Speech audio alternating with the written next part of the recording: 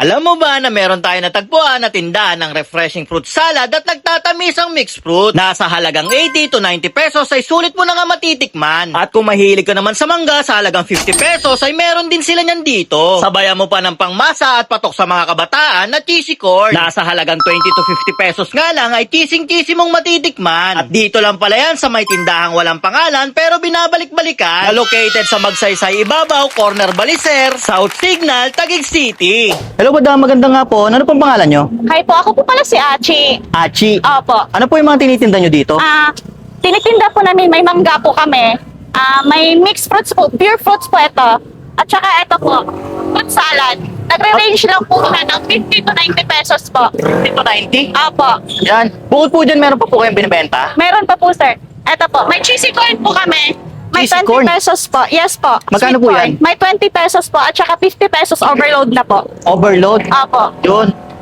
Sige madam, pa-order po ako ng isang cheesy corn nyo tsaka yung ano po, yung salad nyo po. No? Titikman ko po. Maraming salamat po. Opo, thank you po. Ay madam, na matanong ko lang din po, no? Anong oras kayo nag-open dito? Nag-open po kami ng 4:30 po ng hapon hanggang 9 po ng gabi. Guys, nandito nga tayo ngayon sa may Magsaysay Road dito sa may Ibabaw. Bali, doon lang yung corner ng Balicer tapos Espino naman dito, guys. May naispatan nga tayo dito, guys, yung store na walang pangalan. Meron sila ditong salad na prutas, meron din mangga, meron din yung prutas na naka-caps, tapos meron din sila dito yung yung kanilang sweet corn. Siyempre, guys, di na natin patatagalin. Food tripin na natin to. Yan, guys, titikman na natin yung kanilang cheesy corn. Yan, 50 pesos lang. Solid yan. Tama-tama yung tipla niya, no? Yung natural talagang cheese corn, no? Sakto-sakto to sa mga kids, no? Lalo na yung mga estudyante.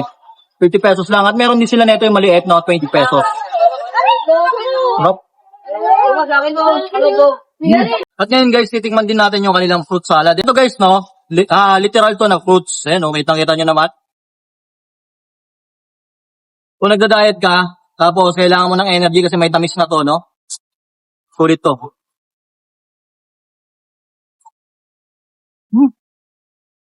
Sarap. Saktong-sakto yung timpla nila, tsaka natural talaga siyang gatas. Solid. Sarap.